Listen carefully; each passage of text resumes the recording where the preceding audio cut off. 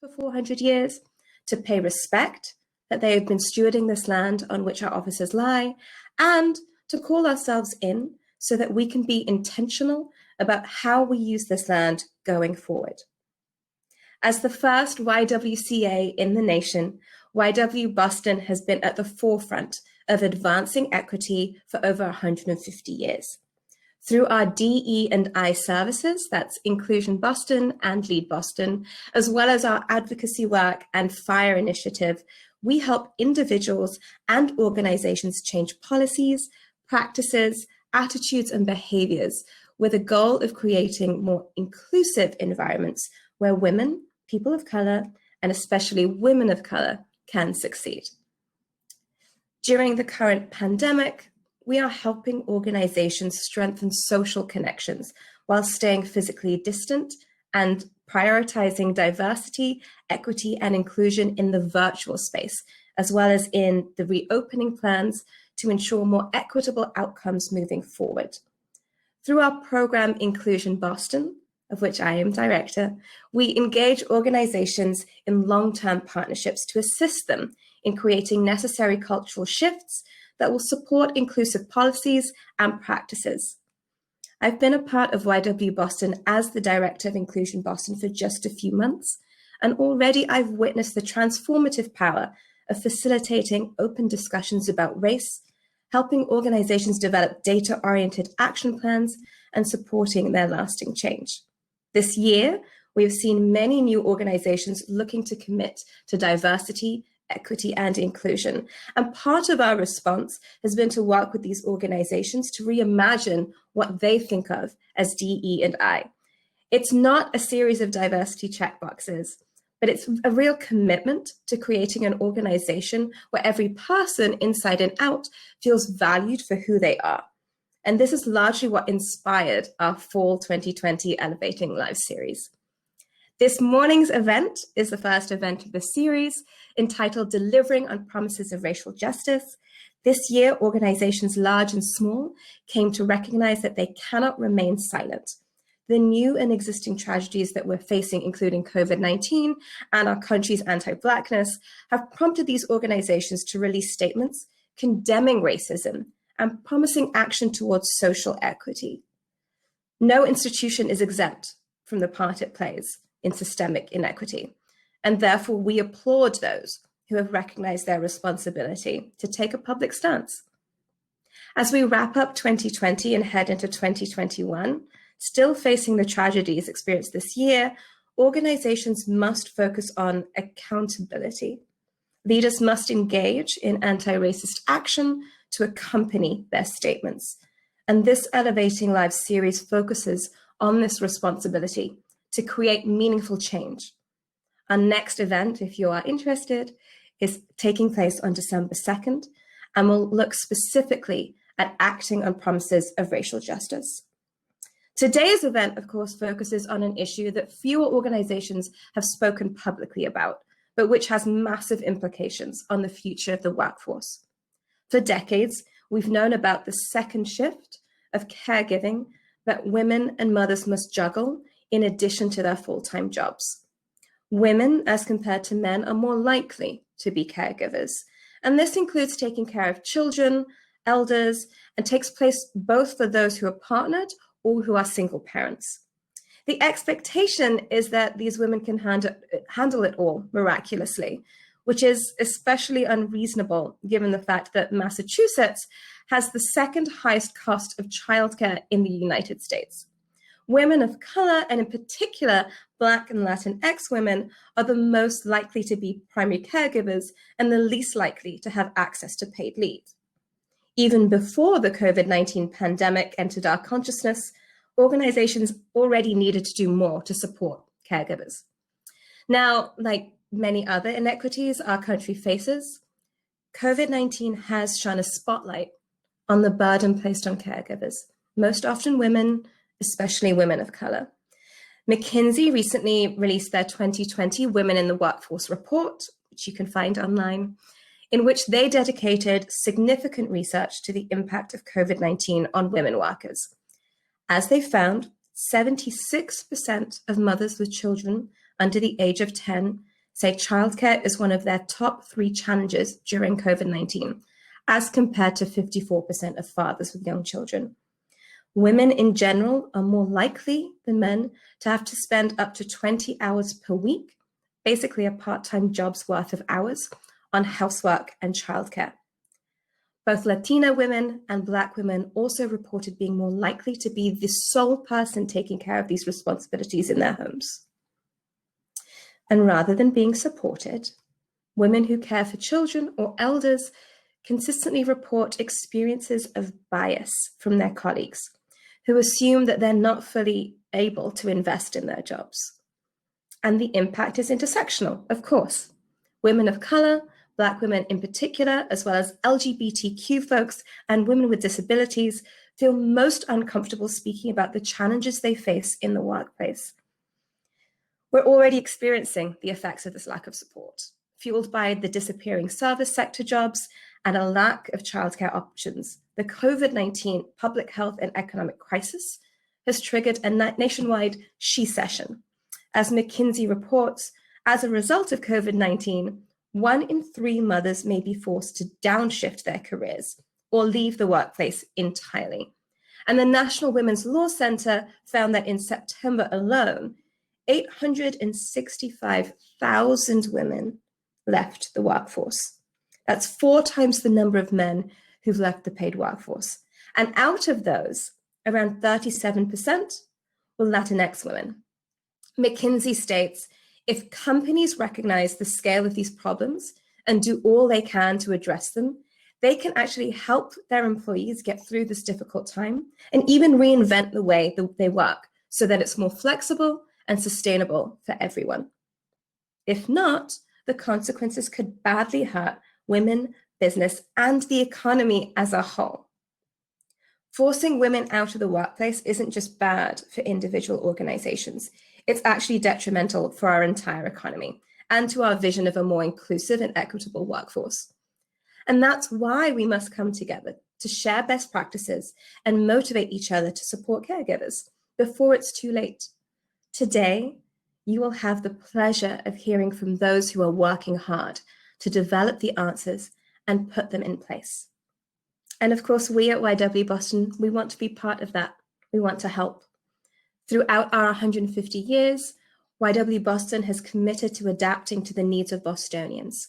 And that's why we are very happy to announce the launch of our Inclusion Boston Gender series, which is in addition to our Inclusion Boston Race series.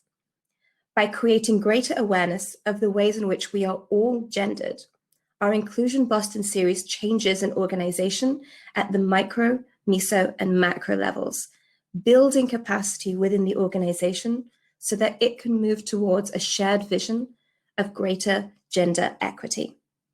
We support these organizations through robust assessment, process design, dialogue-based sessions, action planning, and pre- and post-evaluation, all through the intersectional lens of racial and gender equity.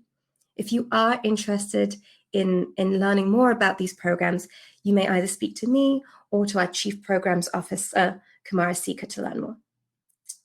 Again, thank you to everyone who is supporting this event today, our speakers, our sponsors, including our gold sponsor, Arbella Insurance, and all of you who are learning with us today.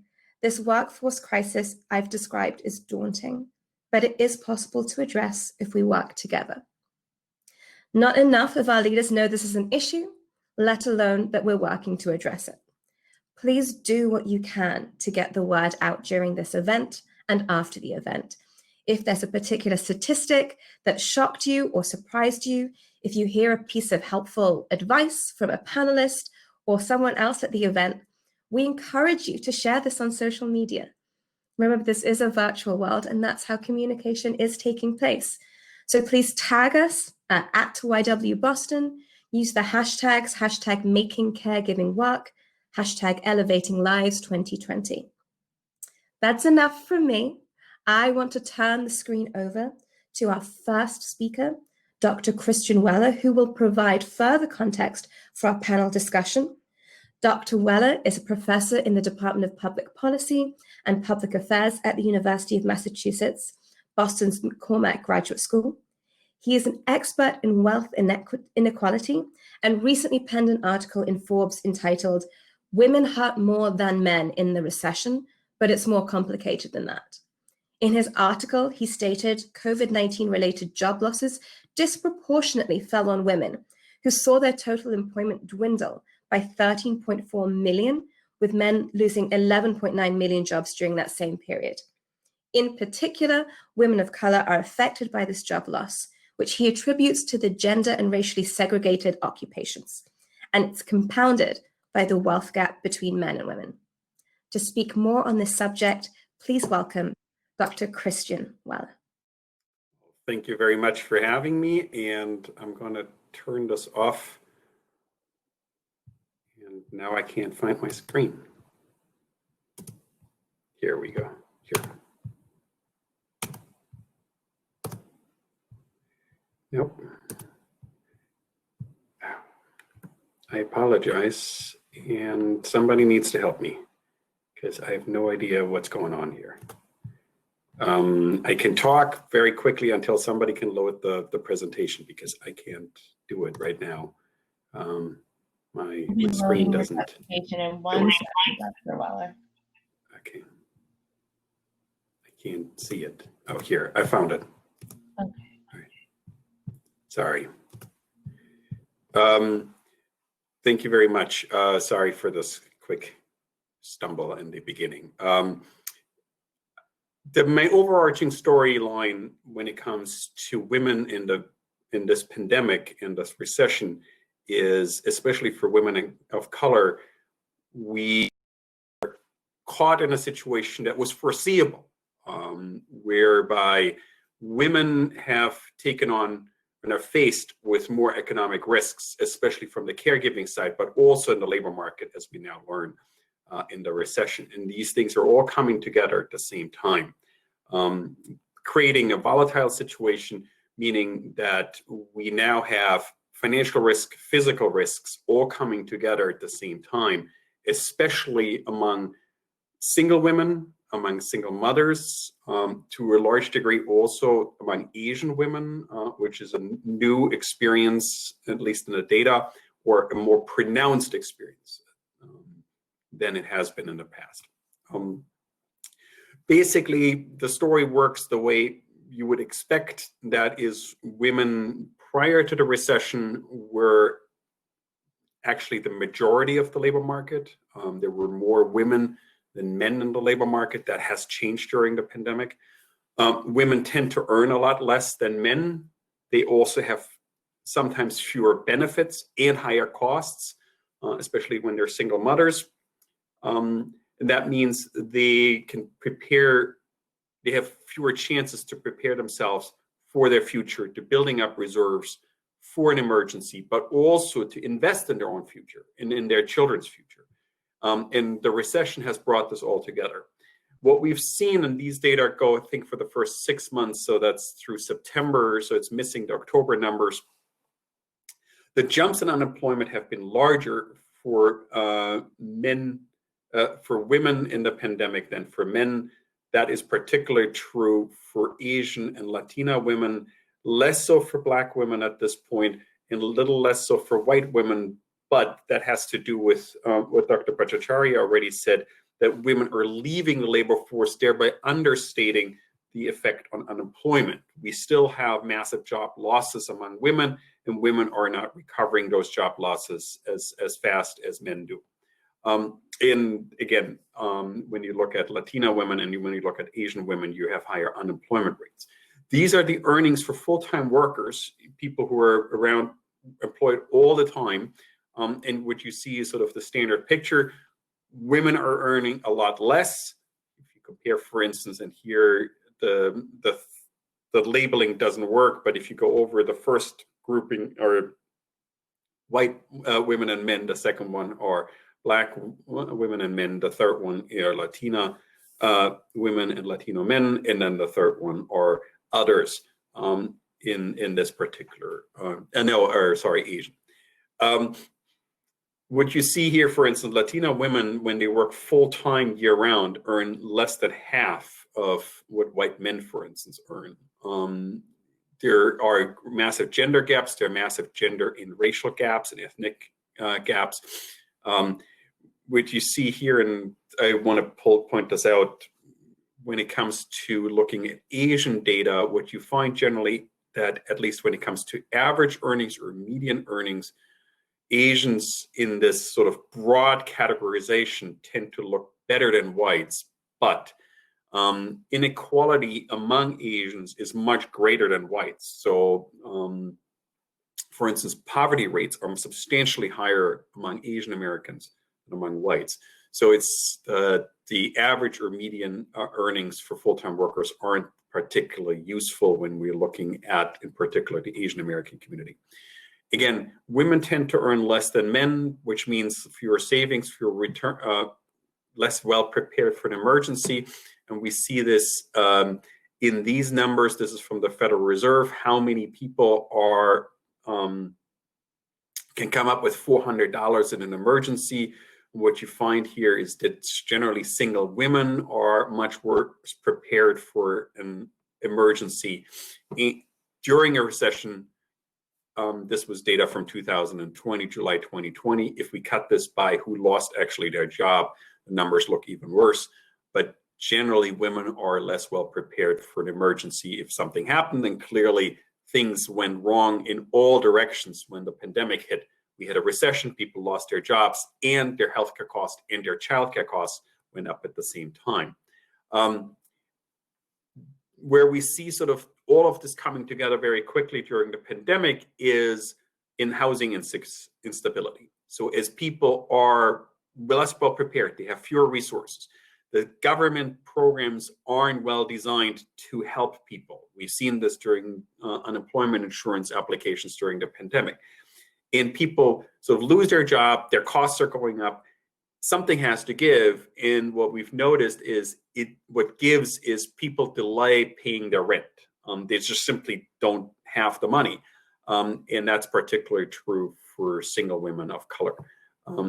What that means is there may have been a moratorium on evictions through the summer or fall, but those things are starting now to happen. So now things, like you start from a really bad situation and you make things a lot worse very quickly. The topic that we wanted to talk about today is caregiving responsibilities. This is the share of people who are out of the labor force because they have caregiving responsibilities for children or other family members during the pandemic. And what you can see here is that especially Latina, especially Asian women are out of the labor, Black women are out of the labor force to care for somebody else. That can be a child, a grandchild. The story around Asian American women is probably somewhat different. It's somewhat a caregiving story, but it is also a story around being caught in in industries and occupations that have been very hard hit by the pandemic, such as restaurants. The other factor that's coming into focus during the recession is healthcare emergencies. So you're laying bad things on top of bad things. This is the number of people who had an unexpected health emergency and then ended up with medical debt because of that. What you see here is that for white, Black, Latina, and other races, generally women, single women tend to end up with much higher medical debt. So just to give you a sense, about 20-25% of the population have unexpected medical expenses in a given year. And takes, for instance, the number for Black women, you're ending up with more than 60% of those people then with substantial debt. That explains to some degree the reluctance of people to get tested, to go to the doctor when they're sick, because they know that even, and we can break this down by health insurance helps somewhat, but it still has a substantial chance that you're going to end up with a lot of medical debt, thousands of dollars that you will owe at the end of the day. So in the pandemic, obviously that's from a public health perspective, very dangerous. But it's always sort of puts women in particular in this awful situation of having to choose between their financial health and their physical health. And that because our healthcare system, health insurance system, is not working as well as it could. What we've seen in this crisis is that women in particular are sort of at the intersections of various financial and physical risks. They are more attached to the labor market than men, or at least were before the recession. The recession this time hit women more than men. They were less well prepared, and that doesn't mean men were particularly well prepared, but it's even worse for women because they had fewer earnings, thereby fewer savings. And as the economic side is hitting them hard, they also have to shoulder greater burdens relative to caregiving and to healthcare risks. What that means is that women sort of are at the forefront of all bad things happening. Sort of the next wave that we're expecting are now evictions and foreclosures. A lot of women, a lot of single mothers, particularly, becoming homeless, thereby sort of increasing poverty. We have seen estimates of 8 million more people became poor during the pandemic, and also robbing themselves and their children, or being robbed. I don't want to make this sound like this is of people's choice. Obviously, nobody's choosing this. It's a system that keeps women down, that burdens them unnecessarily from the economics perspective. And that means that the future doesn't look particularly bright for a lot of women, especially mothers. And with that, I'm going to end. Sorry for being so down. Dr. Weller, thank you so much for sharing that information. We really appreciate the inequities that you shared and the challenges, and many of them are not new for people, but have certainly been exacerbated by what we're experiencing now with COVID-19. I want to welcome everybody. I'm Beth Chandler, President and CEO of YW Boston. I am pleased to have you here, and I'm especially excited to be moderating this panel. We have a wonderful panel for you this morning to really dive deeper into some of the issues that Dr. Weller's research talked about, and specifically thinking about what can employers do to help women, particularly women and other caregivers during this time. Joining Dr. Weller on the panel, we have Pam Everhart, who is Senior Vice President at Fidelity Investments, where she currently serves as Head of Regional Public Affairs and Community Relations. And she's also joined by Lauren Birchfield Kennedy. Lauren is co-founder of Neighborhood Villages, a nonprofit that advocates for childcare policy reform. And again, this is a terrific panel. If you have questions, we are going to have Q&A towards the end, but please feel free to put them in the Q&A box on your screen, and I will try to get to them some ways, in some forms, to weave them into the conversation and also at the end. With that being said, panelists, welcome. It's good to see you here this morning. And I'm going to toss my first question to Lauren. The research shared this morning demonstrates that COVID-19 is having a disparate impact on caregivers. And we defined caregivers as both those who are tending for children, as well as those that may be tending for older family members. Can you talk about some of the longstanding beliefs, systems, and structures that are leading to this outcome? I know Dr. Weller mentioned some, but I'd love to hear your thoughts on others. So I will try to make this answer as concise as possible, since this is a very kind of complex issue, and unfortunately, a laying bare of a failure of public investment in an infrastructure that we've always known is very critical to family economic opportunity, and particularly for bolstering women's ability to thrive in the workforce, which is our care infrastructure, and particularly our childcare infrastructure.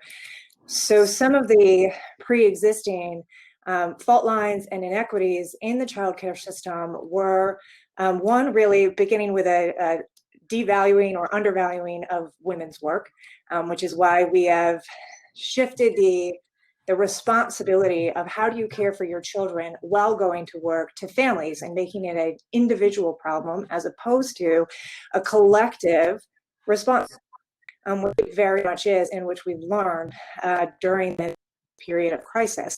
And then in addition to that, undervaluing the role and the work of the caregiver, the educator working in a childcare or early education environment. Look at the wages that we pay our early educators.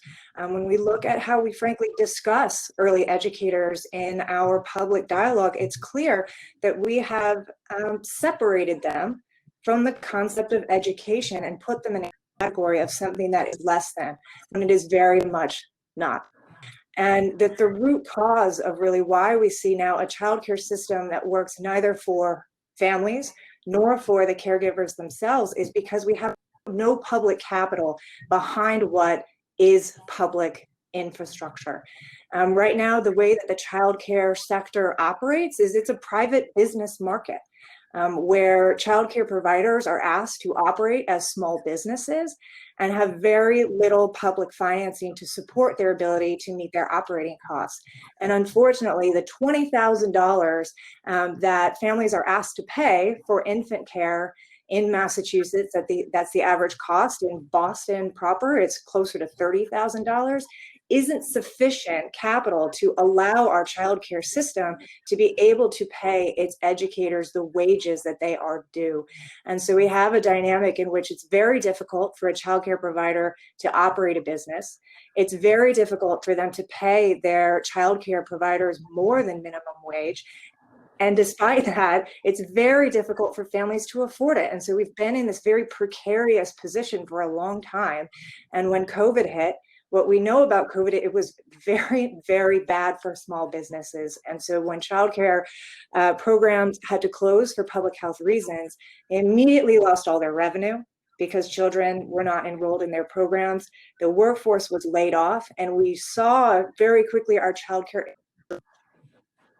which is why we have seen stress put ability to stay in and fully participate in the workforce. So when we think about how do we get ourselves up and out of this mess, is what we really need to be focusing on is how do we build back stronger and create childcare conditions that allow us to make it work for families, and just as importantly, make it work for the educators who are helping to educate and frankly raise our children with us.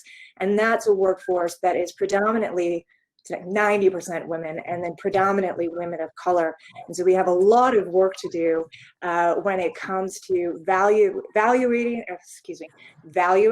the education role that these caregivers are playing in the lives of children and families, and then a lot of work to do in valuing the work done by women of color. Since in addition to undervaluing the work of women of color are hurt the most by our failure to recognize the value of that work. So Lorna, you raise many really thoughtful, provocative challenges that we're facing, and some strategies that we as a nation, as a country, as a city, we need to think about, right? And thinking about some of the bigger challenges that this raises. And Pam, one of the ways that we can try to get at some solutions is thinking about how can employers be part of the solution, right? Because we know it can't just fall to the government to fill it. So what are some of the things that you can share as ways that employers can help address challenges when it comes to caregivers? Sure. At Fidelity, we don't want any group of individuals to face these risks that we're seeing with COVID. And here's what we're doing. We're trying to build a workforce that celebrates and elevates employees of all backgrounds. And the primary reason we do this is that we want to provide relevant experiences for our increasingly diverse customers, right? And we want to serve as an employer where people from all backgrounds can build dynamic and thriving careers. So along with the rest of the financial services industry, we need and we want to do more to elevate historically underrepresented communities. We believe that taking this behavior-based approach can change things, and we insist on accountability for all people to help us continue to drive change. So for women in particular, we want to enable positive change for women in financial services. Our support of women is not standalone initiative. It's not something that we try to do off the side of our desk. We believe in the value women can bring to every layer of financial services. And while we've seen progress, Beth, we recognize this is an ongoing commitment. So to attract and retain women, we have put into place intentional support at all levels of our organization. And we encourage our employees to come to work with their whole authentic selves. And so we provide a support network, we provide leadership opportunities and benefits for women to thrive both at work, at home, and in life. On the recruiting front, we do a lot to attract women. For example, we have this internship program called Resume, which is for individuals looking to re-enter the workforce after a career break. And we just recently announced that we are hiring 4,000 individuals this quarter and next. Many of these roles are client-facing, and they're ideal for individuals who are passionate about helping others. And women certainly fit that mold. And the great thing about it is that these roles don't require experience in financial services, just the ability and the desire to learn, right, and to help others. And then we have a number of support groups I'm sure that a lot of companies have. We have one for women in technology because we think that that is an important growing field and we want to make sure that our numbers grow in that area. And then we have a women's leadership group, which is dedicated to the needs of Fidelity business women who are looking to develop professionally and personally through networking and leadership programs and volunteer opportunities. So those are just some of the things as an employer that we're doing. And the other thing I want to mention just briefly, Beth, is that while women tend to take on the majority of these caregiving responsibilities, in COVID, what we've seen is that men are more and more getting engaged in the caregiving. And, they should do it and they really want to do it. So they're at home and they're jumping in. And I've seen that personally with my own family, right? And I have 2 kids and my husband and I are trying to caregive for them. And I thought initially that I would have to do all the cooking once I, was home pretty much 24/7 because of COVID. But I delegated, right? I do it at work. And so I delegated him to take some responsibility in terms of the cooking and the cleaning and all of that, which, at first he was hesitant, but now he got it. So it's when we embrace these benefits and these changes for women, they have men as well, and we need to bring them along as our allies in this caregiving journey. Right. And I will add, I think what you shared, Pam, is great. And I'm probably going to follow up a little bit. Somebody asked for a little more detail on practices, but I do think one of the things you raised is so important that, we as women in particular need to say what our needs are, right? So often with our spouses, our significant others, we want them to read our minds about what they can do more of to help carry the burden. And if we're not clear, we're going to have a miss all the time, right? And we're just going to say, forget it. We'll just do it ourselves because you don't know, you haven't figured it out. But we need to push our partners and others to figure out how to do it, right? This is what I need because I've taken on X amount. So just want to encourage, particularly women and those that identify as women to say what you need because we often don't do that. One of the things, Pam, you were talking about some strategies, and I'm going to open this up to the panel in general. There was a fair amount of focus on this in the beginning of the pandemic, right? That, women were being hit, caregivers were being hit. It seemed like there was more conversation about organizations trying to figure out ways to support them. Now it feels like this has been normalized And so I was wondering, what might be some things that, organizations and or government can do to, keep this front of mind and not let this become normalized, that people have to stay in this kind of conditions, because I think there could be some long-term impacts, which you may want to speak to. And I guess, let me say, Dr. Weller, if you want to speak to potential long-term impacts to us staying sort of in this state. And then maybe Lauren and Pam, what are some specific strategies so that organizations and or governments keep this front of mind to try to address? Well, let's hope that the pandemic is over at some point soon, that's not with us for a long period of time. But what does matter is that the burden falls disproportionately on women, even when sort of there is a married couple and both have jobs, because women tend to earn less than men. Ultimately, the financial decision, because of the various pressures with the childcare system in its holes, typically women tend to leave the labor force. And we've seen this in particular for Black women and for white women in the last few months. The solution, I think there is a lot of room for employers to do stuff, and Pam already talked about some stuff, support networks. The employer is sort of recognizing, Lauren mentioned that, the employer is just recognizing that this is a burden that women still take on, the disproportionate share of caregiving burdens, I think is an important first step, in recognizing that there is an issue employer structure, more flexible schedules, and paid family time, paid family and medical leave, and so on and so forth.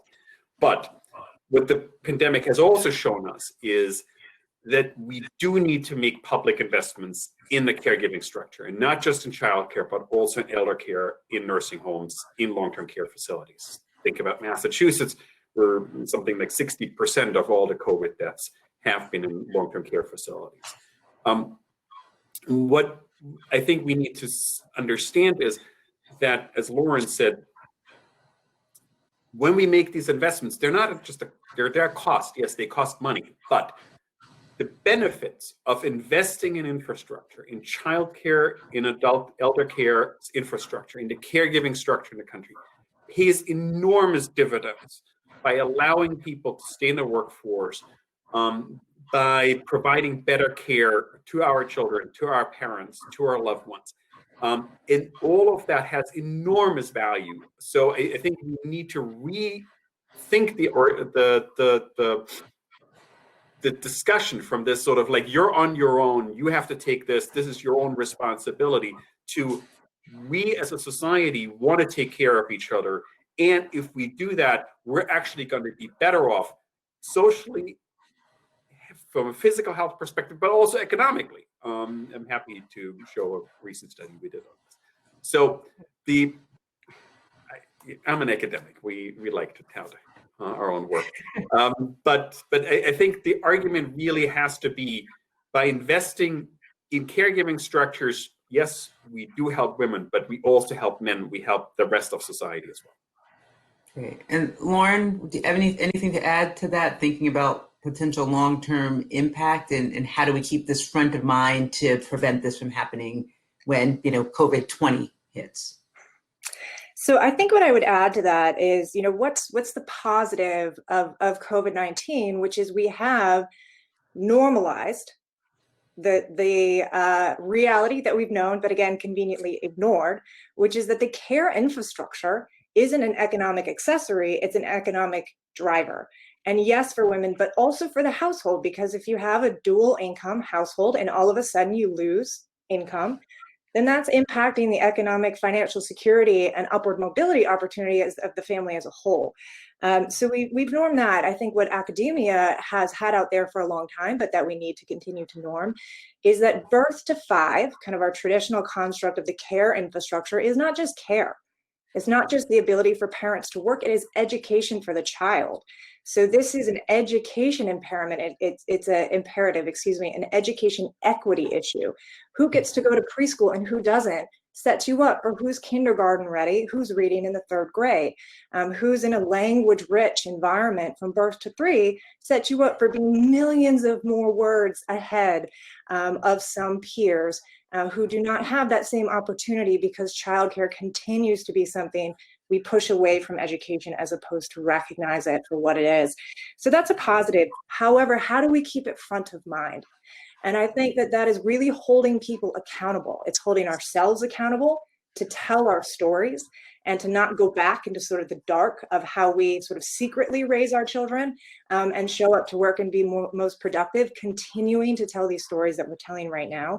It's holding our employers accountable, that they make good on both the commitments that they're making in this moment of crisis, but also long-term. Childcare is essential to employers' commitments to diversifying the C-suite.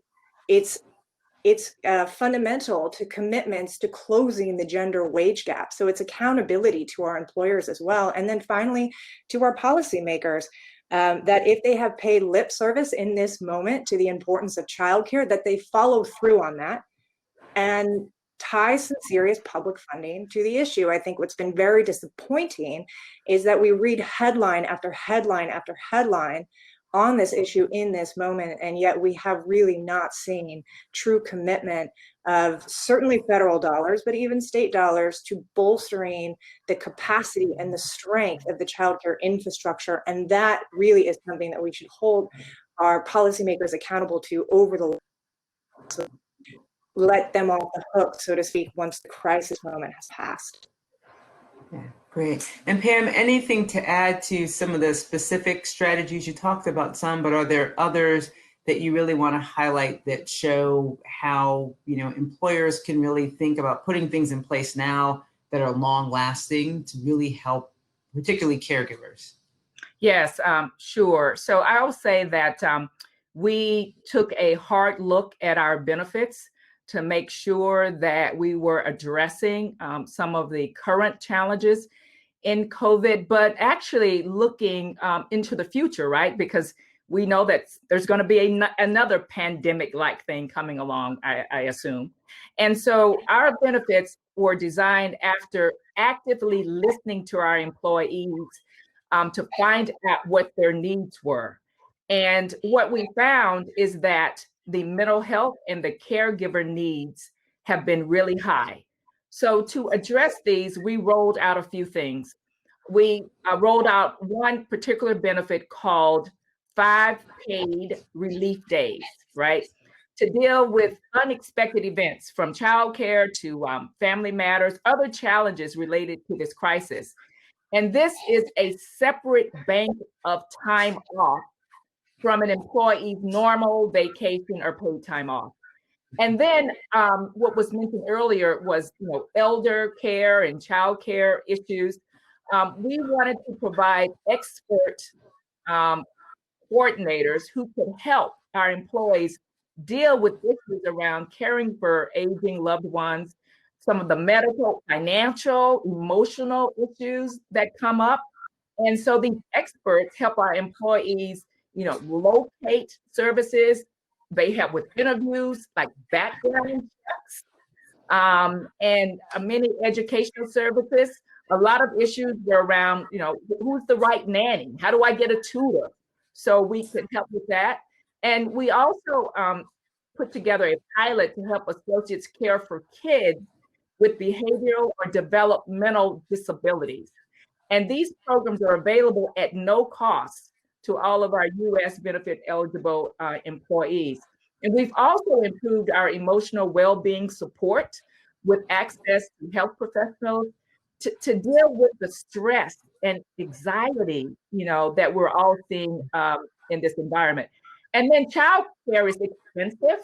And so we have a new working caregiver COVID subsidy, where we will reimburse eligible expenses up to $100 per dependent per year for eligible employees. So those are some of the things that we have put into place, like I said, to address the current environment, but to prepare for other pandemic-like issues that may arise in the future. I wanted to jump very quickly, and I'm glad Pam raised the issue about mental health. We have to remember that right now during the pandemic, about 40% of Americans say that they're worried, anxious, stressed about most of the time. So this is not an isolated incident. It's disproportionately borne by women. It's disproportionately borne by women of color. It's much higher there. We're approaching 50%. And mental health stresses are a real burden on people and make it much harder to plan, to deal with everything else that's going on in life. So when employers, and again, 40% of people aren't out of jobs. This is people who are going to jobs, especially when they're sort of in caregiving situations. Imagine somebody living in Chelsea and going, working in a care situation, being exposed to risk of COVID all the time. They have a job, but they have to live with the mental health stresses. That makes it much harder to deal with everything else, the financial stresses in their lives as well. So it's great when employers recognize mental health are real serious issues that need to be addressed, because the earlier you can intervene, the better the payoff will ultimately be for everybody.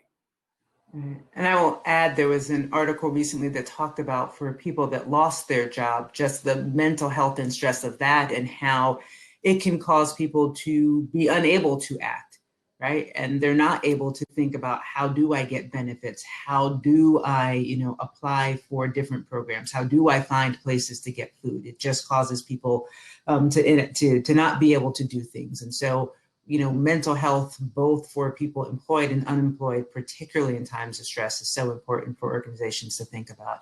And Pam, one last question for you. Are there any programs that either at Fidelity or that with other employers about how people are thinking of, you mentioned people getting 5 extra days, about, sort of flex time during the day, and how people are talking about that with their employees?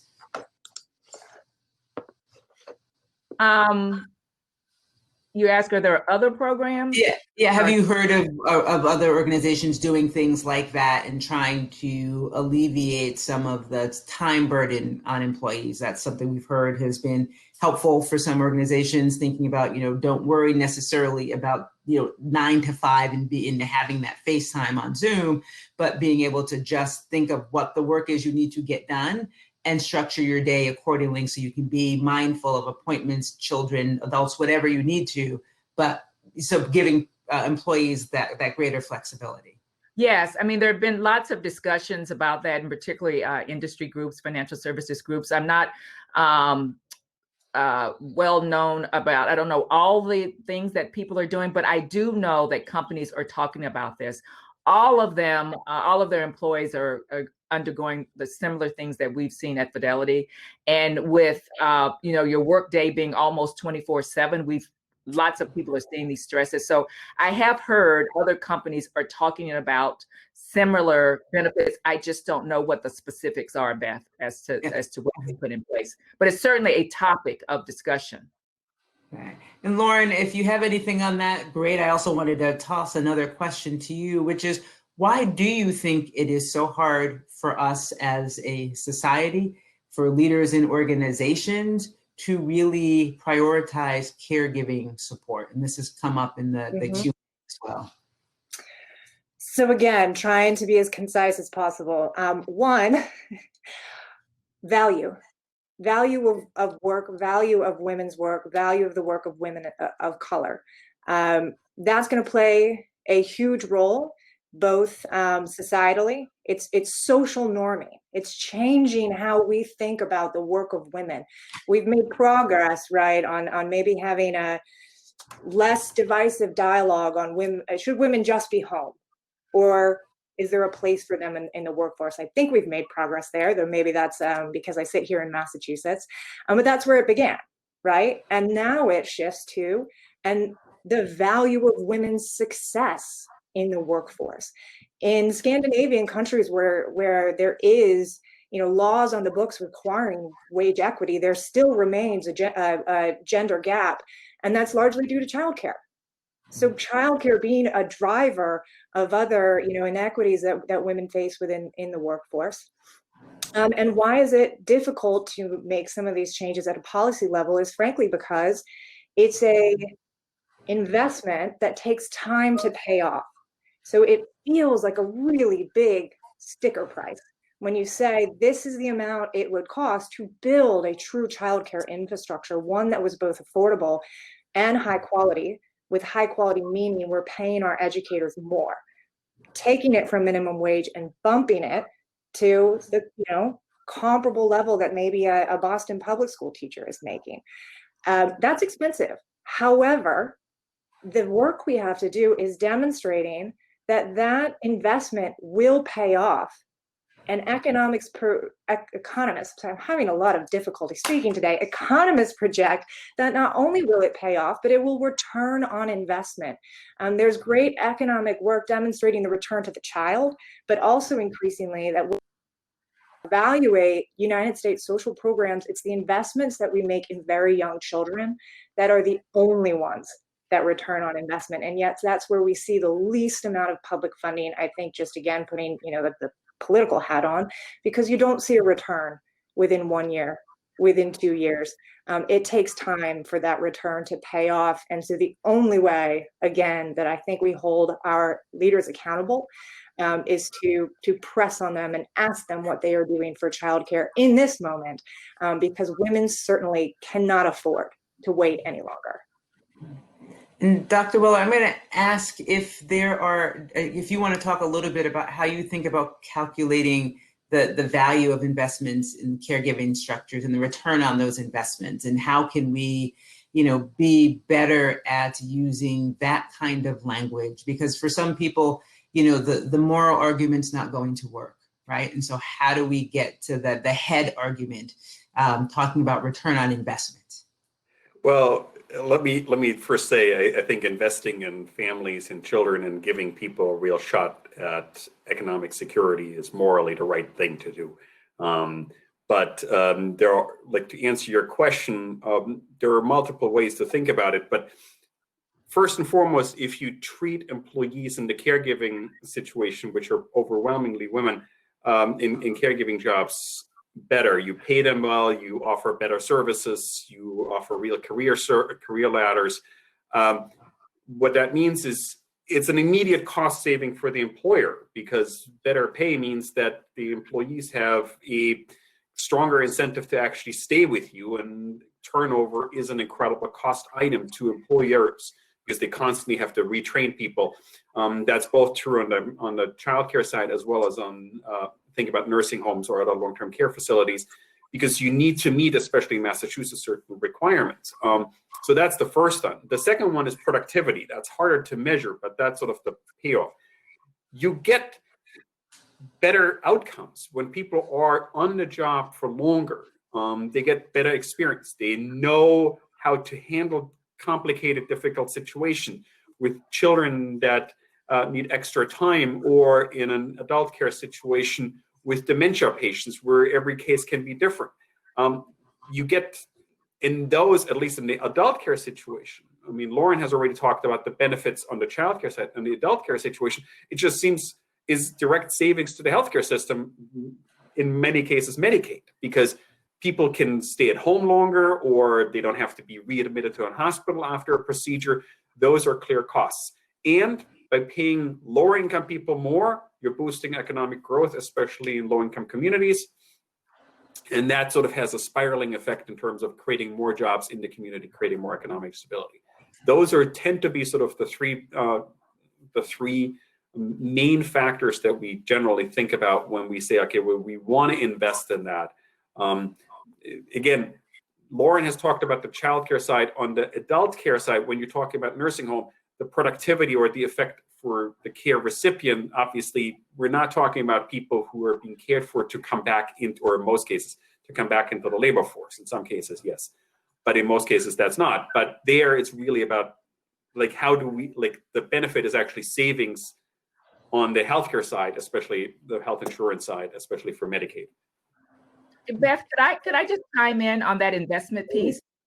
Yes. I think that was a great point made by the doctor. I would say that particularly for employers, when you hire employees and train them, that is a significant investment, right? And we want a return on that, right? And we don't want to lose employees who are stressed because of their caregiving needs. And so it's important that we provide all of the resources that we can to help them be successful. And one thing that another thing that we recently rolled out at Fidelity is another special interest group that we call RAISE. And this is for Fidelity associates who have kids, who want to have kids in the future, or who are taking care of their aging parents. And they come together to talk about some of the issues and the concerns that they have. And the really mission of this is to make Fidelity the best and most competitive employer for employees who are also caregivers. So that investment piece, we don't want to lose our investment. That is so important. It's not just the right morally thing to do, it is the smart thing to do from an employer perspective. Can I add just one quick thing to what Dr. Weller said? I do think that the healthcare savings piece of it is so important, and it's multi-generational. It's childcare helping people with their financial security and their employment and economic opportunity is directly related to health outcomes and healthcare spend.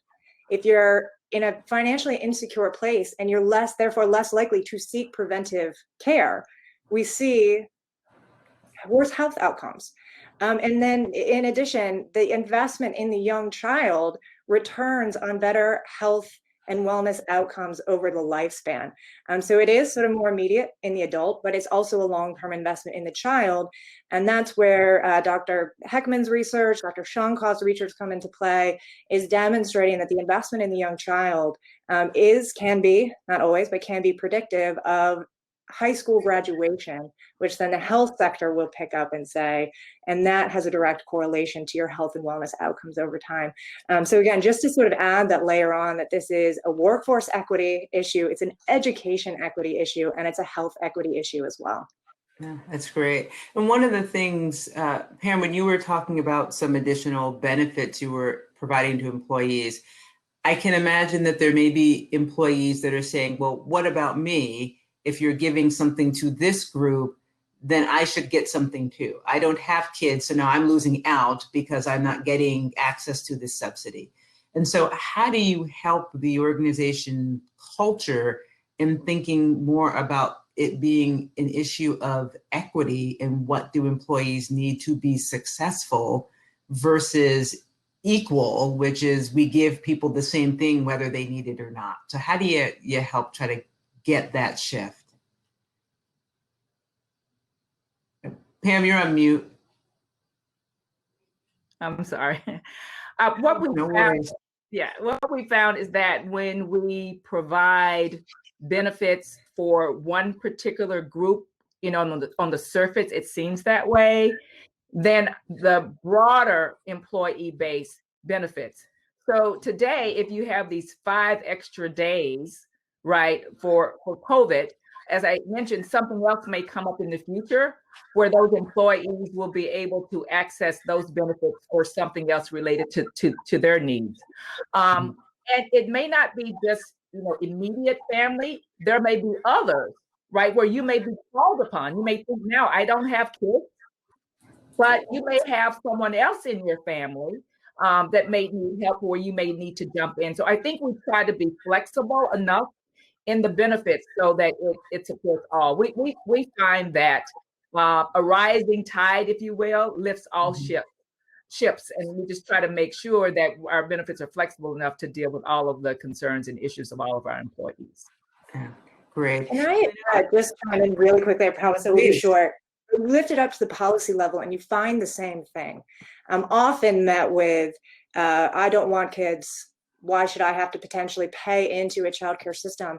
And what the data shows is in these programs paying for themselves, that returns money into you, the American taxpayer's pocket, whether you have children or not.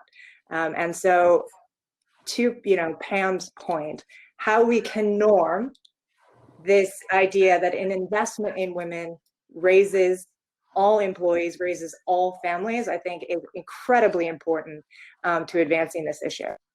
Yeah, that's a great point. And it's really about the collective good, right? We all benefit when the least among us benefit, right? We all benefit that way. Excuse me. So I want to make sure we allow some time for Q&A. So if people have questions, please put them in the chat. I've also been trying to weave them in into the conversation, but if there are some that I missed or questions that just have come to you, please put them in the Q&A and I'll make sure to get to them.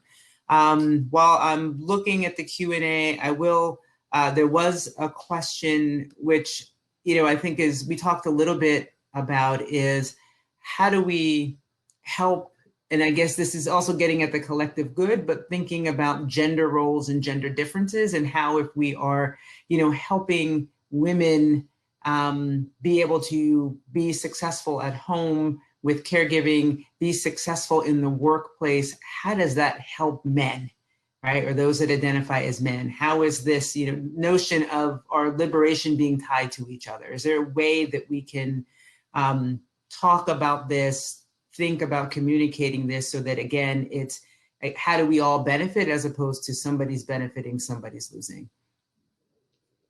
Yeah, we tend not to just focus on the women. As I said earlier, we look at benefits across our employee base and focus on the needs of men. And I think if there's a silver lining to COVID, that we're all in this together. So as I mentioned, my husband is home now, struggling with how do we do this for our kids and take care of them. So a lot of men now, I think, appreciate, I'm sure a lot of them already did, but many more now appreciate the importance of caregiving, the fact that it is very broad, right? And we found that they really, understand and appreciate, oh, wow, this is hard work. And I need to step in and do my part. So that's how we sort of roll it out at Fidelity. It's not just an employee benefit, it's a family benefit. Yeah, I will share a quick story. I read an article early on in COVID, and a husband was feeling really great about himself at the end of the day, and he had written a list of all the 20 things he did that day to support the family, and he shared it with his wife, and he thought his wife was going to give him a pat on the back, and she went and wrote down the 200 things she did that same day. Dr. Weller, sorry to cut you off. No. I think while women are still the majority of caregivers, and when there is a care situation, women still do most of the care within the family than men do.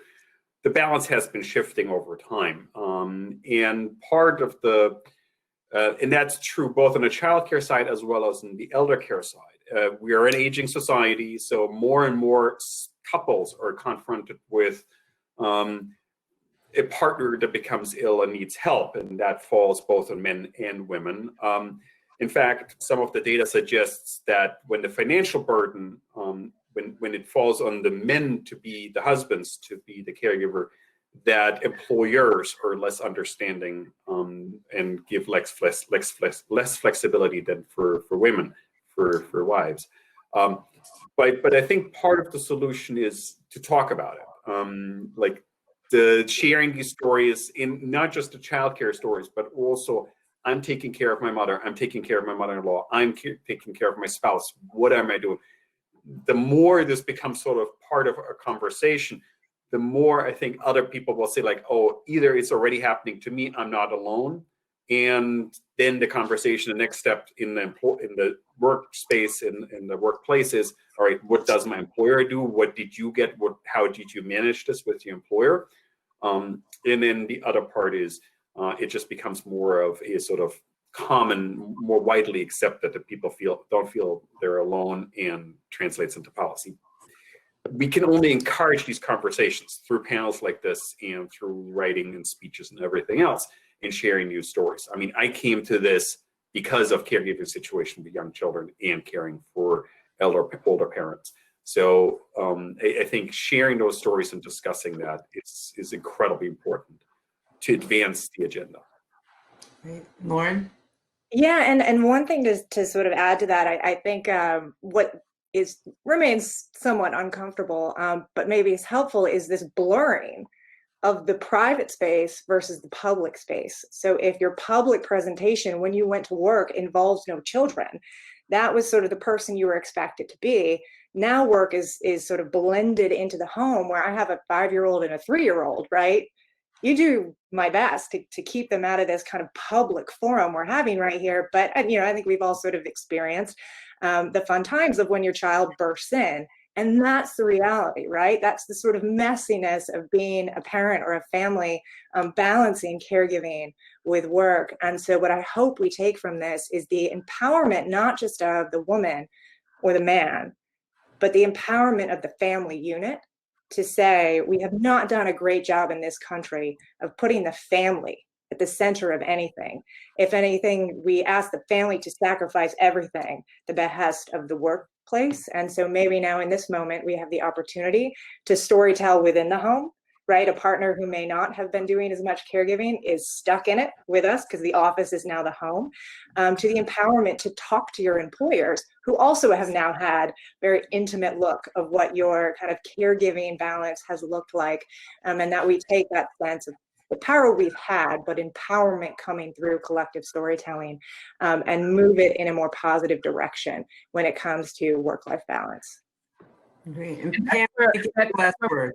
I was going to say, that's where we've gotten the majority of our feedback in terms of these benefits that I rolled out. It was from having those conversations, as Lauren and Dr. Weller talked about, those courageous conversations where people come to those conversations authentically and sharing their stories. And out of that, we said, oh, if this is happening to you, then what do we need to do to make it better?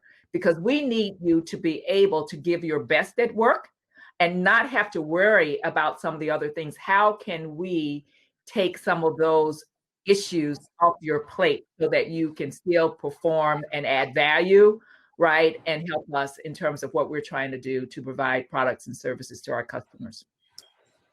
Great.